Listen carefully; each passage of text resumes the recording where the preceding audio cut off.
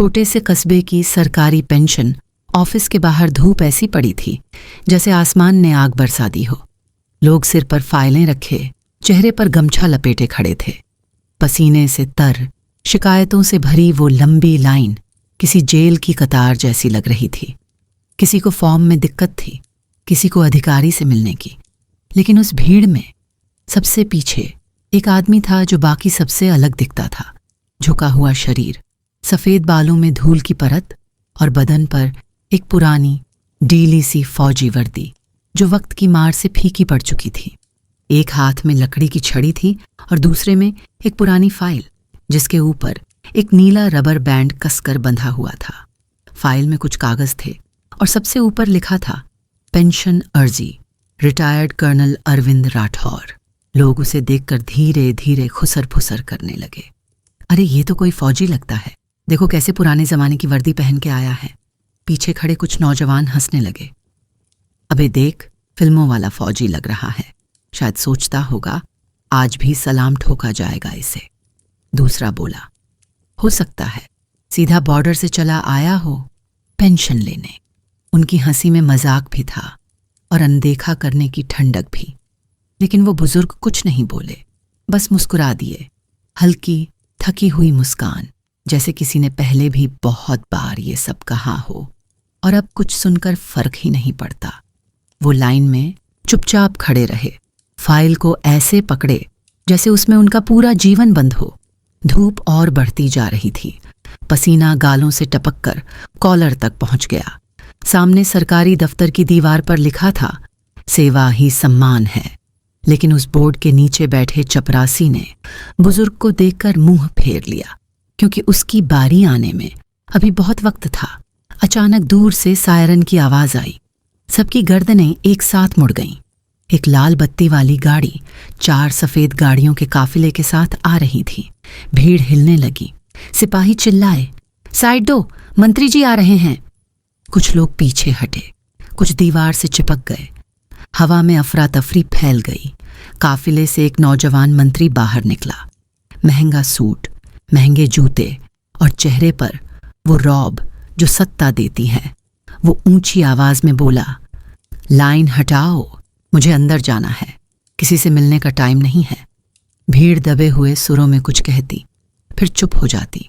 कोई हिम्मत नहीं करता कुछ बोलने की। लेकिन वही बुजुर्ग अपनी छड़ी टेकते हुए धीरे धीरे आगे बढ़ रहे थे, आंखें नीचे, चाल स्थिर। वो शायद कुछ सुन नहीं पाए या बस परवाह नहीं की। मंत्री की नजर उस पर पड़ी। उसके चेहरे पर झुंझलाहट फैल गई। वो बोला, अबे ओ बुजुर्ग, अंधा है क्या?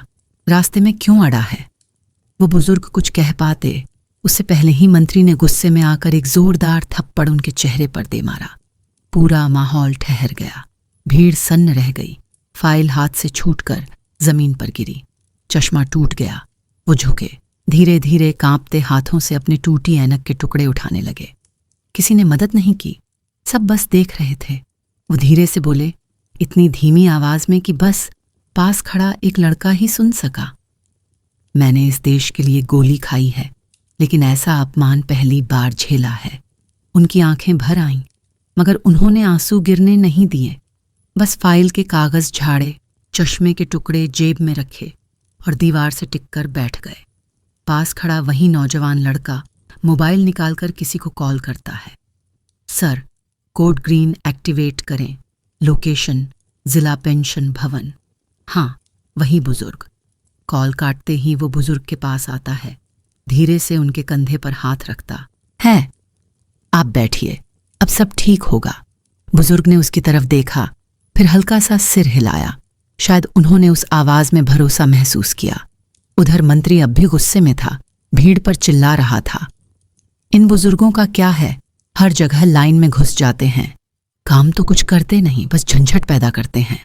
लोग चुप थे, कोई कुछ नहीं बोला, मगर उस चुप्पी में एक हलचल थी, एक अजीब सी बेचैनी जो धीरे धीरे बढ़ रही थी। दफ्तर के अंदर से एक अफसर बाहर निकला। उसने मंत्री को सलाम किया। सर, आप अंदर चलिए, फाइलें रेडी हैं। मंत्री अंदर गया, लेकिन उसे यह अंदाजा नहीं था कि उसने जो किया वो अब सिर्फ एक थप्पड़ नहीं रहा, वो तूफान बनने वाला था। बाहर वही नौजवान कुछ लोगों से बात कर रहा था। उसकी आवाज में अनुशासन था और चेहरे पर कुछ ऐसा आत्मविश्वास जो आम आदमी में नहीं दिखता। वो बार बार घड़ी देख रहा था।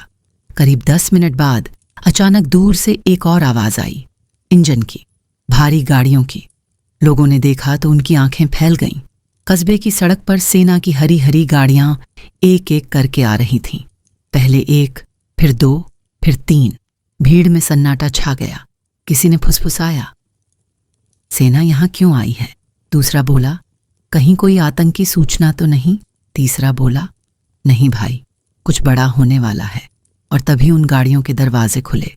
3 अधिकारी बाहर निकले, एक मेजर, एक ब्रिगेडियर और एक लेफ्टिनेंट जनरल। उनके कदमों की आवाज में एक ऐसी सख्ती थी जो भीड़ को अपने आप साइड करा देती है। वो सीधे उस बुजुर्ग के पास गए जो अब भी अपनी फाइल को गोद में रखे दीवार से टिके बैठे थे। वो तीनों एक साथ झुके और एक साथ सलाम ठोका। पूरा दफ्तर, पूरा मैदान, पूरा कस्बा थम गया। लोगों की आंखें फटी की फटी रह गईं। किसी ने हकला कर कहा, ये क्या हो रहा है? एक सिपाही बोला। ये बुजुर्ग कौन है? ब्रिगेडियर ने कहा। सलाम कर्नल अरविंद राठौर साहब। बुजुर्ग ने सिर उठाया। कुछ पल उन्हें समझ नहीं आया, फिर हल्की मुस्कान के साथ बोले, इतने साल बाद भी पहचान लिया? ब्रिगेडियर की आंखें भर आईं। सर, आप ही तो थे जिन्होंने कारगिल गेट ऑपरेशन में हमें जिंदा वापस लाया था। हम आज तक आपके कर्जदार हैं। भीड़ में सन्नाटा छा गया। हर किसी की निगाहें उस बुजुर्ग पर थीं जो अभी कुछ ही मिनट पहले पेंशन के लिए लाइन में खड़ा था और अब 3 उच्च रैंकिंग आर्मी अफसरों से सैल्यूट ले रहा था। मंत्री, जो अभी तक गुस्से में लाइन तोड़कर आगे बढ़ रहा था, धीरे धीरे पीछे सरक गया। उसकी आंखें खुली की खुली रह गईं। उस बुजुर्ग की शक्ल पर वो जो ठेंगा दिखा चुका था, अब उसके सामने केवल गरिमा और सम्मान का दीदार था। भीड़ में खड़ा वही नौजवान जिसने मोबाइल कॉल की थी अब आगे आया। उसने धीरे से कहा, कर्नल साहब, मैं आपका पोता हूँ, कैप्टन आरव राठौर। मैं आज यहाँ इसलिए आया क्योंकि मुझे पहले ही शक था कि बुजुर्गों के साथ इस ऑफिस में बुरा व्यवहार होता है। मैंने हर कदम रिकॉर्ड किया है। फिर उसने अपने मोबाइल में मौजूद वीडियो मीडिया को सौंप दिया। वीडियो में साफ दिख रहा था कि कैसे मंत्री ने अपमान किया, कैसे बुजुर्ग के चेहरे पर दर्द झलक रहा था। मीडिया तुरंत सक्रिय हो गई। कैमरे, माइक, रिपोर्टर सब वहां थे। अगले 20 मिनट में पूरे देश में वही वीडियो वायरल हो गया। देश के लोग जो अपने सच्चे हीरो को भूल चुके थे, अब स्क्रीन के सामने चौंक कर बैठ गए। सोशल मीडिया पर हजारों लोगों ने लिखा, देखिए, कारगिल योद्धा को मंत्री ने थप्पड़ मारा। शाम होते होते प्रधानमंत्री कार्यालय से आदेश आया। कर्नल अरविंद राठौर को राष्ट्रपति भवन में विशेष सम्मान समारोह में आमंत्रित किया गया। मंत्री का तत्काल इस्तीफा लिया गया। हर चैनल, हर न्यूज़ वेबसाइट की हेडलाइन थी, देश अपने सच्चे हीरो को करेगा सलाम। राष्ट्रपति भवन में लाल कालीन बिछा हुआ था। बैंड बज रहा था। सशस्त्र बलों के अधिकारी कतार में खड़े थे। लोग अपने हीरो की एक झलक पाने के लिए बेचैन थे। कर्नल अरविंद राठौर सफ़ेद शेरवानी में छड़ी के सहारे धीरे धीरे मंच की ओर बढ़े। हर कदम में वर्दी वाली शख्सियत की झलक थी। भीड़ खचाखच थी और हर किसी की आंखों में एक ही सवाल, यह आदमी आखिर कौन है? राष्ट्रपति महोदय खुद आगे बढ़े, हाथ जोड़कर नमस्कार किया और बोले, देश आपका आभारी है। आपने न केवल युद्धभूमि में बल्कि आज हमें सिखाया कि असली वीरता क्या होती है।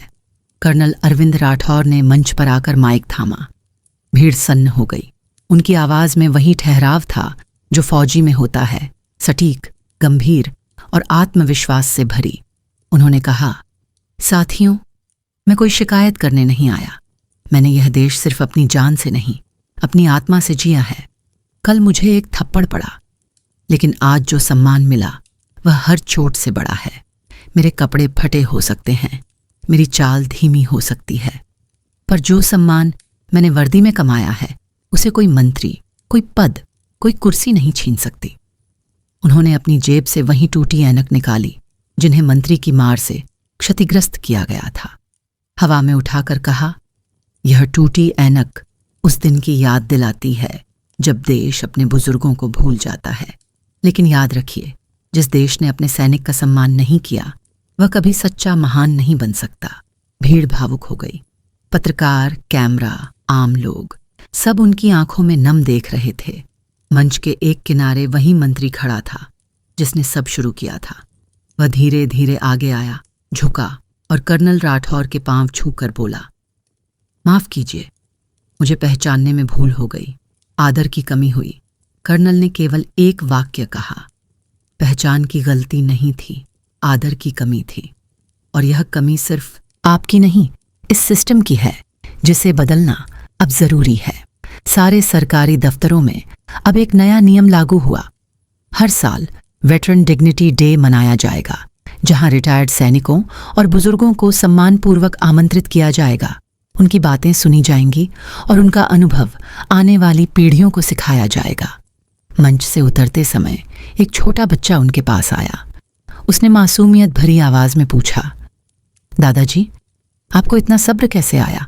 कर्नल ने मुस्कुराते हुए जवाब दिया, बेटा, जो आदमी बॉर्डर पर बिना सवाल किए गोली झेल सकता है वह अपने ही देश की नज़रों से गिरने का दर्द भी सह सकता है। लेकिन याद रखो, इज्जत कोई दे नहीं सकता, उसे अपने कर्मों से कमाना पड़ता है। भीड़ में खड़े लोग धीरे धीरे तालियों से गूंजने लगे। कुछ लोग रो रहे थे, कुछ सम्मान के भाव से सिर झुका रहे थे। मीडिया वाले कैमरा झुकाकर रिकॉर्ड कर रहे थे। नेताओं, छात्रों, आम जनता और फौजियों सबने अपने दिल में महसूस किया कि असली वीरता सिर्फ युद्ध भूमि में नहीं बल्कि अपने कर्म और सच्चाई से भी साबित होती है।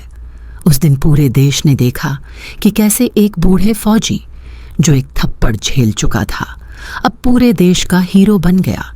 कैसे एक नौजवान ने अपनी सूझबूझ और साहस से न्याय दिलाया और कैसे एक देश ने सीखा कि सम्मान कभी किसी पद या सत्ता से नहीं आता, यह जीते हुए अनुभव और कर्म से आता है। कर्नल अरविंद राठौर उस दिन मंच पर खड़े थे, सफेद शेरवानी में, छड़ी के सहारे। उनके चेहरे पर मुस्कान थी, आंखों में गरिमा और आत्मविश्वास था। हर कदम में देशभक्ति की छवि थी। उनके पीछे खड़ी जनता, मीडिया और अधिकारी बस देखते रह गए, यह सोचते हुए, यही असली वीरता है, यही असली सम्मान है। और इस तरह एक छोटे से कस्बे की लाइन से शुरू हुई कहानी ने पूरे देश को सिखाया कि वीरता सिर्फ गोलियों में नहीं बल्कि अपने कर्म, धैर्य और सही समय पर उठाए गए कदम में भी होती है।